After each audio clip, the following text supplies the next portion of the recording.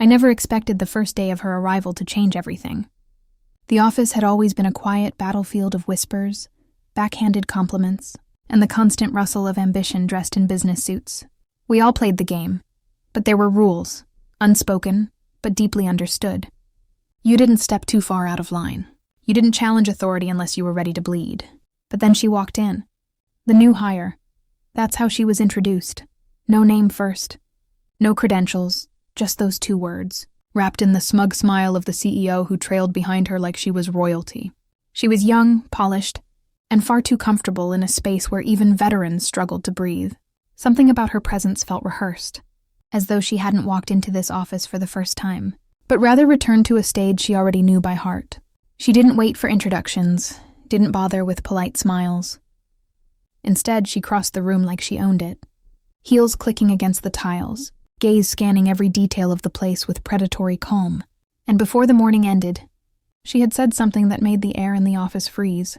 She looked straight at me, the one who had given nearly a decade to this company, and said, with that faint smile tugging at the corner of her lips, "You'll be reporting to me from now on."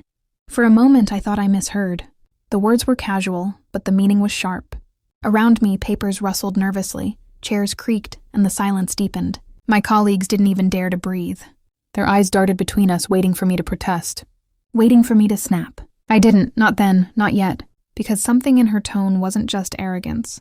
It was certainty. And certainty is always dangerous. I swallowed my pride, gave her a stiff nod, and told myself I'd play along. But in the back of my mind, a question burned like acid. Who was she really? The days that followed were torture. She rearranged schedules, canceled meetings I had carefully set up, and demanded updates on projects she didn't even begin to understand. She didn't ask questions, she gave orders. She didn't observe, she intruded. And yet, whenever I caught her alone, I noticed something curious. Her eyes never lingered on the work, only on the doors, the cabinets, the filing drawers. She wasn't here for business. She was searching. One evening, I stayed later than usual, finishing a report in the dim glow of my desk lamp. The office was quiet, emptied of chatter and footsteps. That's when I heard it, a voice, sharp and urgent, slicing through the silence. I followed it to the break room, where the glow of the vending machine bathed the walls in pale blue light. She was there, back turned, phone pressed to her ear. She didn't notice me. Her voice was hushed, but I caught enough. "Yes, I have access now." "Don't worry, he suspects nothing. The files will be mine soon." Her words struck me like a blade. My breath caught, my chest tightened. The files? Which files? And more importantly, who was she talking to? I stepped back into the shadows, careful not to let the floor creak beneath me. She ended the call abruptly and stormed out, unaware that someone had heard her. My hands trembled slightly as I returned to my desk. Suddenly the walls around me felt thinner. The office I thought I knew so well was now a stage for something darker. Something deliberate. That night I barely slept. The ceiling of my apartment loomed above me as questions swirled like vultures in my mind. She wasn't here to work, she was here to take something. And she had already chosen me as her pawn. The next morning I decided to act. If she wanted to play a game of shadows, I would set the board. I began piecing together a file. Not just any file, a thick, heavy collection of documents that looked authentic, enticing but carefully laced with poison. It contained fragments of truth, half-buried secrets, and enough fabricated detail to send her spiraling into exactly the corner I wanted her trapped in. It wasn't just about protecting myself anymore. It was about uncovering her. By the time dawn broke, the file was complete. I slid it into a crisp folder, sealed it, and tucked it under my arm as I walked into the office. My pulse was steady. My plan was dangerous but necessary. When I arrived, she was already there, seated at her desk as though she had never left. She didn't greet me. She didn't even look up. She was typing furiously, her expression unreadable. I walked past her, set the file down on her desk, and kept moving as if it were nothing more than a routine handover. But I didn't leave. I lingered at my desk, watching her from across the room. At first, she ignored it, but then her eyes flicked down, catching the sharp edges of the folder. Slowly, she reached out, her fingers brushing the cover, her lips curling into the faintest of smiles. Not curiosity, not gratitude, just possession. She pulled it closer, resting her hand on it like she had been waiting for this moment. And then, Very deliberately, she slid her finger beneath the flap and opened it. The office clock ticked once, twice. The hum of the air conditioner roared in my ears. Her smile faltered. Just for a second. I caught it, the tightening of her lips. The way her eyes narrowed as though something in the file wasn't what she expected. She tried to hide it quickly, flipping pages with casual ease, but the slip had already betrayed her. She was hooked. Her eyes devoured every word, every chart, her posture stiffening as though she had stumbled onto something forbidden. That was the point. I wanted her to think she had leverage. Around us, keyboards clicked. Conversations hummed, but I felt the tension coil between her desk and mine like a wire ready to snap. Finally, she closed the file. When she looked at me, there was no smile this time, just a steady, sharp gaze that said she believed she had power now. But she was wrong. She was already inside the trap. That afternoon, she summoned me into her glass-walled office. It wasn't hers, not really, but she had claimed it as if she'd always belonged there. No family photos, no personal clutter, just sterile perfection. On her desk sat the file. "Where did you get this?" she asked, voice flat. "It's company property," I replied. "We keep records of everything." Her fingers tapped the folder. "Not these records. You shouldn't even have this."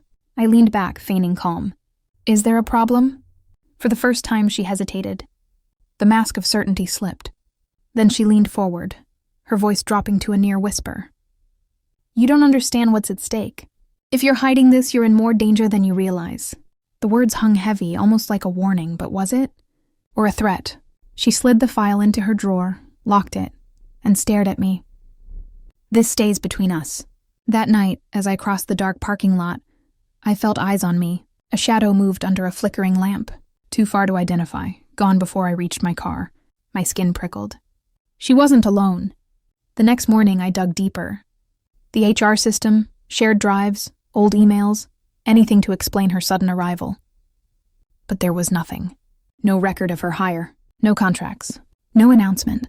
On paper, she didn't exist. I looked up and froze. She stood at my cubicle door, silent, watching. "You like digging, don't you?" she said softly. Her tone wasn't mocking. It was a warning. For a moment, I swore she might pull something from her coat pocket. Instead, she just smiled that hollow smile. "Careful, you might uncover something you can't put back." Her heels clicked down the hallway like a clock counting down. I sat frozen, my pulse hammering. She knew. She wasn't hiding it anymore. And if she had really opened that file, if she had really seen what I planted inside, then the game between us had only just begun. The file should have been the end of it. That was the plan. She'd open it, misread the pieces I'd planted, and eventually reveal what she was really after. But the opposite happened. She grew bolder. It was as if opening that file gave her confidence, not doubt. She started showing up earlier than everyone else, leaving later, and disappearing in between with no explanation. She began asking for access to locked archives, demanding clearance from IT, pulling strings only people with far more power should have had. My colleagues whispered about her, calling her ambitious, ruthless. But I saw something different in her eyes. Obsession. And then there were the calls, always hushed, always urgent. I'd catch her pacing by the stairwell, her voice barely audible. "I'm close. He doesn't suspect. The file is real." Every time I heard it, my chest tightened. The file is real? She couldn't possibly know which. Parts were genuine and which were bait, unless someone on the outside was guiding her. I tried to warn myself to step back, to stop feeding her, but curiosity is its own poison, and by then, I was already addicted. One night, I returned to the office late under the excuse of finishing a report. The building was dark, silent, the hum of fluorescent lights echoing off empty walls. As I turned the corner toward my desk, I froze. Her door was open. The glow of her lamp spilled out into the hallway, and she was inside, reading the file again. Only this time, the folder was surrounded by notes. Pages of scribbled handwriting, arrows connecting names and dates, entire sections highlighted in red. She was mapping it. And she wasn't alone. A man stood by her desk, his back to me, tall, broad-shouldered, dressed in a dark coat. He didn't belong to the company. I'd never seen him before. He pointed at the file, his voice low and commanding. "You're sure this is everything?" She nodded. "It matches what you told me." "Almost perfectly." "Almost." My stomach dropped. She was cross-checking it with information she already had. The man leaned closer, then moved faster, He's starting to suspect. He didn't have to say my name, I knew. I stepped back, careful not to let the floor creak, and slipped into the shadows of the corridor. My heart pounded so hard I thought they would hear it. When I finally made it to the stairwell, my palms were slick with sweat. She wasn't a random hire. She wasn't ambitious or ruthless in the way the others thought. She was here on a mission. And whoever that man was, he was the reason she had walked into our office as if she already owned it. The next morning, she acted like nothing had happened. But her eyes gave her away, sharper now, colder. She asked me for updates with a sweetness that dripped like venom. And when she leaned against my desk, close enough for me to smell her perfume, she whispered, "You should be careful what you leave lying around." The blood drained from my face. She wasn't talking about the file. She was talking about me. That night I couldn't sleep. The rain tapped against my window, and every sound in the dark felt like footsteps approaching. I kept replaying their conversation, the way she nodded like a soldier receiving orders. Whoever she was working for, they wanted something buried deep in the company, something dangerous enough that they were willing to use me as bait. And worse, she wasn't backing off. She was closing in. I came into the office the next day with one mission: watch her without being seen. She had made her move, and now it was my turn to strike back. Carefully, silently. From the moment she walked in, I noticed it. The shift. She no longer bothered with office politics or fake friendliness. She carried herself like someone who knew she was untouchable. People greeted her, and she barely nodded. She wasn't there to climb the ladder. She was already above it. By mid-morning, she summoned me to her glass-walled office again. The file was gone now, hidden, locked away. But her desk was covered in new folders, documents I'd never seen before. "Sit," she said. I obeyed. She leaned forward, folding her hands, her voice soft but deliberate. "You've been here a long time. You know where the bodies are buried, don't you?" I felt my throat tighten. "Excuse me?" Her smile was slow, deliberate, almost cruel. "I don't mean actual bodies. Don't look so nervous. I mean the secrets, the history of this place, all the things that never make it into official reports." I stayed silent. Her eyes locked onto mine. "If you help me, you'll be protected. If you don't..." She let the words hang in the air, unfinished but heavy enough to crush me. I forced myself to hold her gaze. Protected from what? For the first time, she didn't answer. Instead, she leaned back, dismissing me with a wave of her hand. I walked out, but the chill of her unfinished threat clung to me like smoke. By lunch, the whispers had started. Colleagues glanced at me strangely. Conversations paused when I passed. Something had shifted in the office, and I realized too late that she was already poisoning the air around me. She didn't need to confront me directly. She just had to make them doubt me. That evening, I stayed behind again. I needed proof. If I could catch her slipping, if I could trace her connection to the man in the office, I might still turn this around. Hours passed. The office emptied. The building grew still. I sat at my desk, pretending to work. When I heard it, the faint click of heels in the corridor, I turned off my screen and slipped into the shadows. She walked past, phone pressed to her ear, her voice sharp with urgency. "No, he hasn't cracked yet. But he will." The file rattled him. "I'll push harder." I clenched my fists. She was talking about me. Then a pause. She listened to whoever was on the other end. Her tone softened, almost reverent. "Yes, I understand. I won't fail you." She slipped into her office and closed the door. A glow spilled under the glass as she laid out papers, scribbled notes, and pulled up files on her laptop. I moved closer, careful to stay in the blind spot of the frosted glass. And then I saw it, on her screen, enlarged and highlighted. My name. She wasn't just digging into the company. She was digging into me.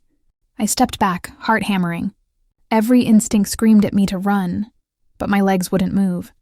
She was framing me, building a case piece by piece, twisting my own trap into a noose. And then the light in her office flicked off. The door opened. Her silhouette filled the doorway.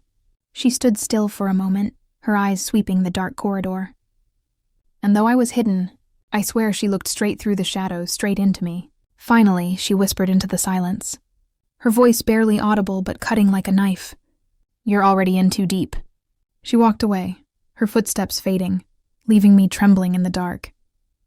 And for the first time I realized I wasn't the hunter anymore. I was the prey. The next few days were a blur of paranoia. Every email that landed in my inbox felt like a coded threat, every glance from a coworker like suspicion. I couldn't tell if the whispers were real or if my mind was unraveling. But one thing was certain. She was moving faster now, pulling strings I didn't even know existed. On the third morning, my manager pulled me aside. His words were casual, but his eyes were cold. There have been concerns about your work lately. Sloppy reports, questionable activity in the archives. People are asking questions. My stomach dropped. Sloppy? My reports had always been precise, immaculate. Someone was planting mistakes in my name. She wasn't just erasing my credibility, she was rewriting it. When I walked back to my desk, she was already there, leaning against my chair, flipping through one of my files as if it belonged to her. She looked up, and her smile was sharper than a blade. "You should be more careful," she said softly. "Wouldn't want people thinking you're hiding something." I wanted to lash out, to tell her I knew what she was doing. But anger would only prove her point, so I forced a smile. Funny, I was going to say the same to you. Her eyes darkened for a fraction of a second, before she slipped the file, back onto my desk and walked away. But I knew she wasn't walking away from me. She was walking ahead of me, always one step further into whatever game she was playing. That evening I couldn't stand it anymore. I stayed late again, determined to uncover what she was hiding. The office felt colder, emptier than usual. The kind of silence that presses against your skin. I slipped into her office, my pulse racing. Her desk drawers were locked, but I'd anticipated that. With a steady hand, I slid a thin piece of metal into the lock and twisted until I felt the click. The drawer slid open. Inside were folders, dozens of them. Some with company logos, others with nothing but handwritten labels. But what froze me wasn't the files. It was the photographs. My photograph. Dozens of them, clipped together. Shots of me at my desk, walking to my car, sitting in the cafe across the street. Some were zoomed in so close I could see the veins in my hands, the lines on my face. My breath caught in my throat. This wasn't just surveillance. It was obsession. And beneath the photographs, a single sheet of paper. Typed. Crisp. My name at the top, followed by words that made my blood run cold. Primary subject. Clearance imminent. I stuffed the sheet back, my hands shaking, and closed the drawer. My mind raced with questions I couldn't answer. Subject, clearance, was I the target, or the key? I turned to leave and froze. She was standing in the doorway. The office light behind her cast her face in shadow, but her voice was calm, almost gentle. "You shouldn't have done that." My throat went dry. "What are you doing with those?" She stepped closer, her heels echoing like gunshots on the floor. "You've been digging into me. Did you really think I wouldn't do the same to you?" I backed away, but she closed the distance, her eyes gleaming with something between triumph and hunger. "You're not as invisible as you think.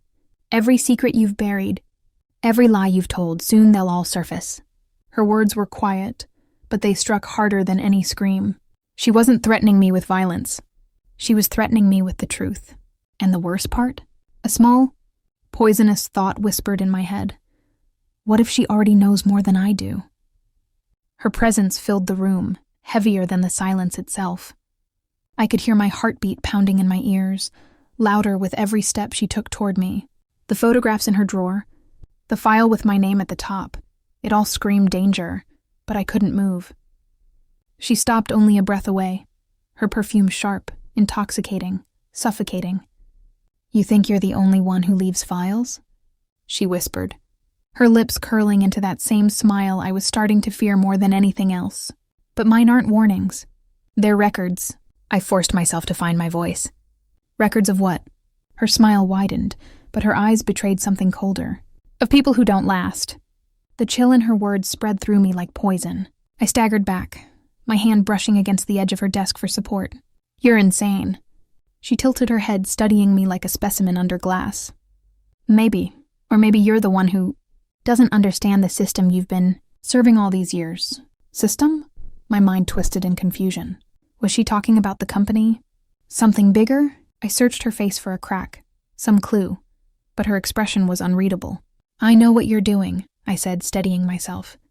"Planting evidence, destroying my credibility. But why me? Why target me?" Her voice softened, almost pitying. "Because you were already chosen. The words hit me harder than any accusation. Chosen. For what? My stomach churned. But I forced myself to stand tall. If you think I'm just going to sit back and let you ruin me, you're wrong. I brushed past her, heading for the door, desperate to put distance between us. But just as I touched the handle, her voice stopped me cold. You left something on my desk the first day, remember? A file. I froze. She laughed quietly. Did you really think I wouldn't open it? Did you think I wouldn't recognize it? Slowly, I turned back. Her eyes glinted like knives in the dim light. What are you talking about? I asked. She leaned against her desk, crossing her arms. That file wasn't yours to leave. It belonged to someone else. Someone who disappeared before you ever got this job. And the moment you left it for me, you marked yourself. My breath caught. That's impossible, But she cut me off, her voice sharp as a blade. You don't even know what you've been holding all this time, do you? That file was bait, and you walked right into it. The floor seemed to tilt beneath me. My legs weakened, my vision blurred. Had I been tricked from the very beginning? Was I just a pawn in someone else's game? She straightened, her tone low and final. You can keep pretending you're in control, but every choice you've made so far has been written down. Every step you take next will lead you exactly where you're supposed to end up. Her words echoed long after I fled the office. By the time I reached the street, the night air was thick, suffocating.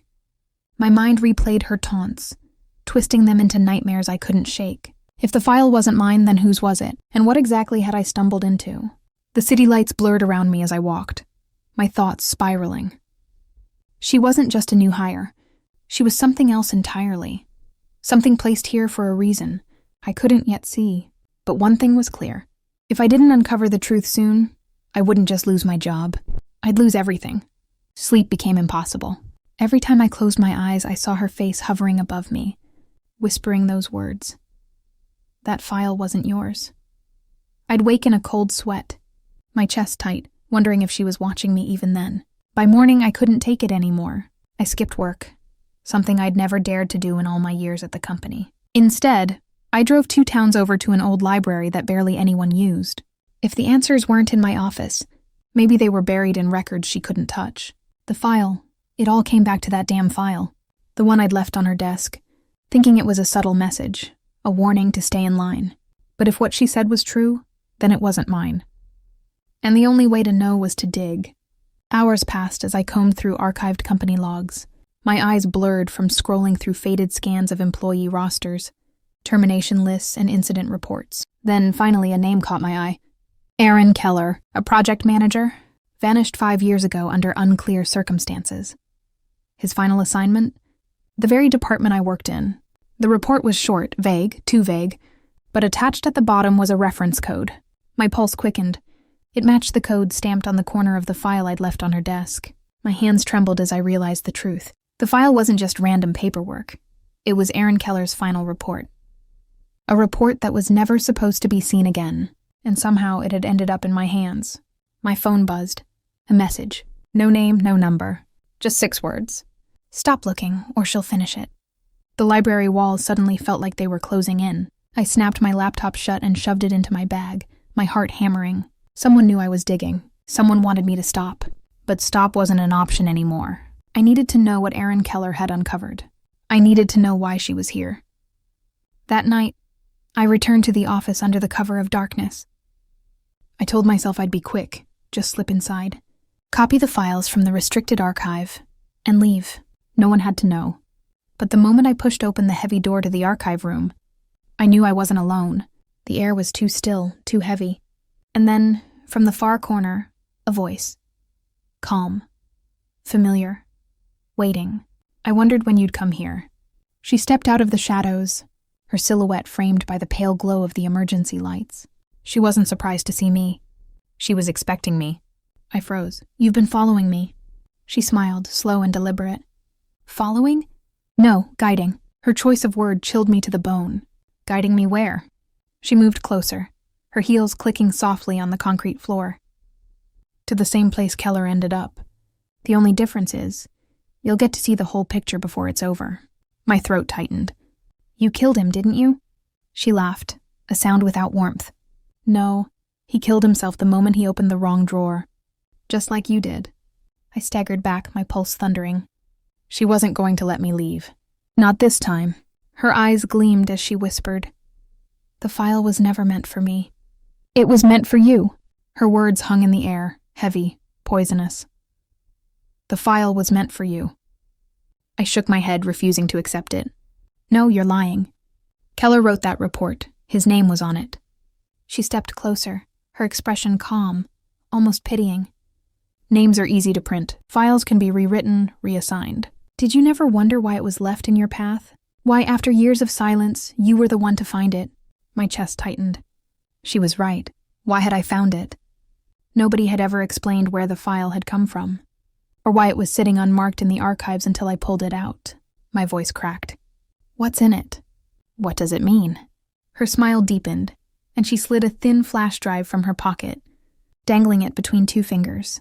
Everything Keller saw. Everything that destroyed him. It's all here, and once you see it, there's no going back. The room seemed to spin around me. I wanted to snatch the drive, smash it, run away. But my curiosity was stronger than fear. If this drive held answers, I needed them. She must have read it in my eyes. With a small laugh, she tossed it onto the desk between us. The sound of plastic striking wood echoed like a gunshot. "Go ahead, open it. See what you were never supposed to see." My hand shook as I reached for it. The metal was cold, heavier than it should have been, like it carried not just data but a curse. I slid it into the port of the archive computer. Files flickered across the screen, encrypted at first, then unraveling line by line. What I saw made my stomach lurch. It wasn't financial records. It wasn't project data. It was a list. Names, dates, outcomes. Dozens of employees. Some I recognized, others long forgotten. Next to each name was a note. Terminated, disappeared, cleared. And then, at the very bottom, one more entry. Subject 47. Clearance pending. Name mine. My breath caught. My knees almost gave way. This can't be real. Her voice was steady, cruel. "It's as real as the chair you're standing on. You've been part of this long before I arrived. The only reason you lasted longer than the others is because you never looked too closely. Until now." I tore my eyes from the screen, rage boiling in my chest. "So what are you? An executioner? A handler? What gives you the right—" She cut me off, her tone icy. "I don't decide the names. I just make sure the files are opened." The weight of her words crashed over me.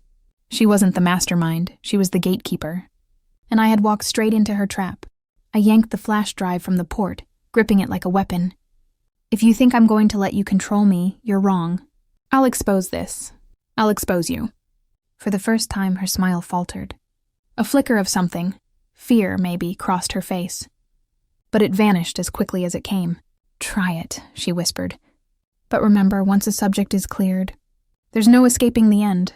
The emergency lights flickered, casting the archive in stuttering shadows. I didn't wait. I bolted, the flash drive clenched in my fist. Her laughter echoing after me like chains dragging across concrete. Outside, the night air hit me like a wall, but it wasn't enough to steady me. My name was on that list. My clearance was pending, and somewhere in the darkness behind me, she was still watching. Waiting for me to take my next step into the trap that had been set years before. I even knew her name. This is Karma Unfolded, where every secret finds its reckoning. Don't forget to subscribe.